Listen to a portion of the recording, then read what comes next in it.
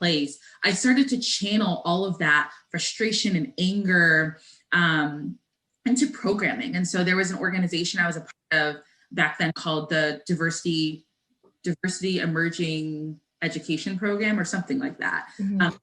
DEEP was the acronym. And we did programming where we boldly kind of like put race at the center. I remember us doing a program called Confederate Flag, Pride or Prejudice. I remember us doing a program on how segregated Greek life was and like unpacking dynamics of Greek life and how Greek life was really at the root of just a lot of it controlled a lot of the social scene, but then there was so much like blatant racism that was just allowed and that was condoned in that environment. And so I remember coping by like doing the work and putting the work at the forefront and kind of taking on somewhat of like an organizer mindset of like, okay, I don't like this. I'm going to see how I can change the status quo and like what incremental progress I can make. And then again, like I just did a lot of like boundary setting. So important. I told, I did end up living with these two white suitemates for a couple more years, but I was just like, I won't go to parties. I won't be in that environment. I'm not going to put myself in a situation to be embarrassed or to be humiliated or to feel less than. I think I really just had to, I never accepted the status quo for what it was. I acknowledged it, like, this is what it is, but I was never like, it's not okay. And I'm going to be spending my time outside of this, like figuring out what I can do about it. Yeah. Yeah, that totally makes sense.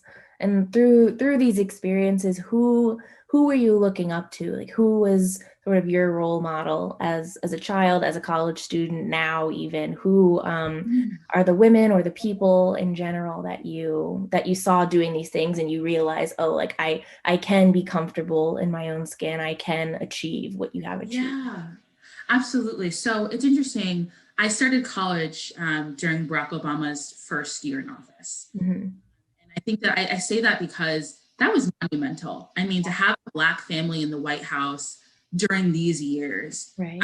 I remember talking to my students about how Michelle Obama was just so much more to us than the First Lady of the United States. She was just like emblematic of being an authentic Black woman who was scrutinized a lot for her authenticity, but was confident, was brilliant, was a partner, but also so independent, was so clear and convicted about what she cared about. And that, to me, I remember being in college and being like, but my president is Black. Like, at the end of the day, all this stuff is going on, but my president is Black. And having that sort of, having that juxtaposed, like in my Elon experience, was absolutely something for me. I'm also very, very, very close to my mother. And sadly, my mom was in college in the 70s, and the exact same things were happening to her. I mean, and it broke her heart that, all these years later, being called a racial slur, being told that you can't be somewhere, feeling these sorts of things, like, we connected so deeply in these experiences. And I remember having many tearful conversations with her and her saying, like, I didn't want this for you. And everything that we've done was so that this wouldn't be the case for you and that you would have it easier than we did. But it just like, my mom has continued to, rise, and she's stayed in corporate America her entire career. And I told her, like, I couldn't do it. I was out after that.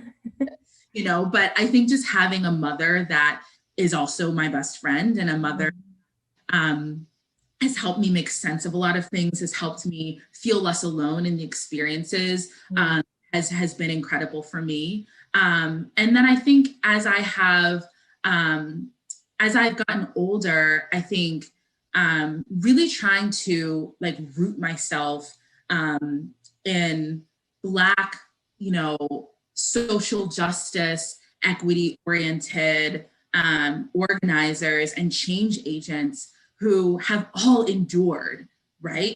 All endured it, but have found their light and have identified their why and keep coming back to that why. And I think that, reading James Baldwin and, identifying with, Maya Angelou, and being able to really see the pain in people's stories, but how they have taken that pain and utilized it to be a light in the world, I think has been something that has really anchored me in moments when you can feel a little hopeless and a little lost. Yeah.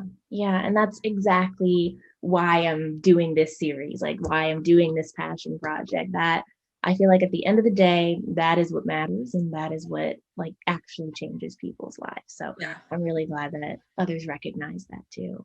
Yeah. So you said that you went into corporate America, starting with Target after college. How did you find your way to Teach for America and the equity paradigm from there? And Yeah. like, I understand why you made that switch because it wasn't fulfilling, but sort Mhm. of what gave Yeah. you the idea to do what it is that you do today? Yeah. So when I think back to my start with Teach for America, so I actually interned with Teach for America during my senior year of undergrad. Okay. And it kind of came about in an interesting way because I was having a conversation with one of my best friend's roommates about racism. Mhm. And I don't remember exactly what was shared in the conversation, but it had enough of an impact on her. She went and told her manager, who come to find out, she was an intern with Teach for America, talked to her manager who was on staff for Teach for America and was like, I met this phenomenal person on campus and you need to talk to her. So that's basically how I got recruited for my internship for America, my senior year of college. And so I ended up doing that internship, but I had never had any intentions of applying to Teach for America. I had finished my the summer before my senior year with an internship with Target, and I got a job offer before I even started my senior year. So my senior year, and this was during the recession. So you got a job offer, was like, you better take it. Right. So I got that job offer, and I was like, okay, I'm set. I'm good to go.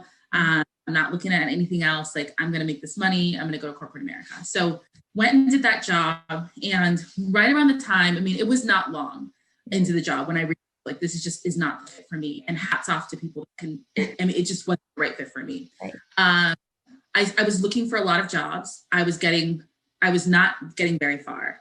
And I realized that like so much is just about your network. And I didn't really have one.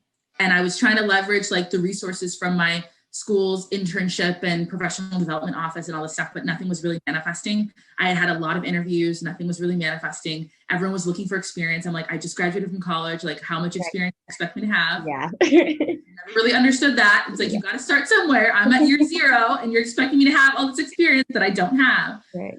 I was a communications major, so I was kind of like looking at PR jobs and marketing jobs and whatnot, and nothing was sticking.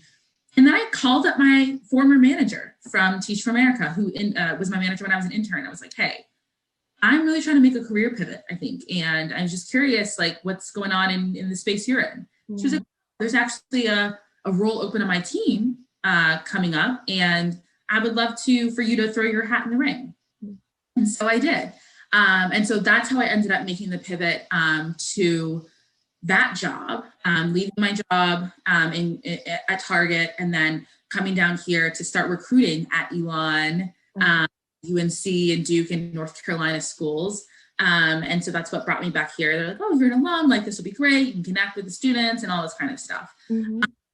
And then it was in 2016, I started a blog. It's called Black Professional Magic. And it was kind of similar to what you're doing now. Where it was really, I mean, I didn't really interview people, but I just shared anecdotally about just kind of like the magic of Black professionals and like the uniqueness of our experiences. And then I also started to talk a lot about like racism and race in America. So this was around the time when, Black Lives Matter was kind of in its earlier stages. And I shared a lot of commentary around that. And I was sharing different, opinion pieces and whatnot. And then my husband, who is an entrepreneur, was like, babe, you should do something with this. Like, you should start your own company and like do what you're trying to do with your blog. Like, and I was like, I don't know anything about starting a company. And he was like, hi, hello. Like, let me help you with that. He's like, this is what I do. This is literally what I do. I help people start companies. And so my husband was the one who put the bug in my ear to start and to start translating like what I was doing into something that I could sell, really. And so at the time, I was sitting on a board for a young nonprofit organization, and we had some issues on our board related to diversity, equity, and inclusion. My board chair asked me, hey, Alexa, can you lead a diversity training for our board? Because she knew that I had had experience doing X, Y, and Z with teaching. And I was like, sure, I don't mind. And the training that I did, this was probably the first time I'd ever done this for anybody. So well received by the board. They were like, you should do this for our membership. So I did this for our membership, and there were like 80 people who came out, and I did a little like introductory Race in America workshop, and people were lining up trying to talk to me and asking me for my card. And I was like, I don't have a card. They're like, can I hire you? I'm like, hire me to do what? Like, I'm really just speaking from the heart here about, you know, what's going on. And so it was then that I realized like I had something that might be valuable. And so, and it was between that and the blog and my conversations with my husband, helped me start the business. And then the equity paradigm was born. And I basically, in its infancy, started doing a lot of just like community workshops. I would just kind of like pop up at the library, pop up this like nonprofit, pop up in the community. And then before you know it, word of mouth traveled, and people, you know, clients started pouring in, and the rest is kind of history. I mean, that's a version, but that's essentially what happened. No, that's awesome. I love that. It started with a passion project and it turned into your everyday life, which is amazing because you love doing it every day. Yeah, so absolutely. Cool. Yeah. So sort of in that vein of doing it all, really, how how do you put it all together and make all that magic happen? I feel like in today's society, Black women are sort of expected to be able to do it all, you know, and, you know, some of you do, but I guess the question is, how do you make it work? For sure.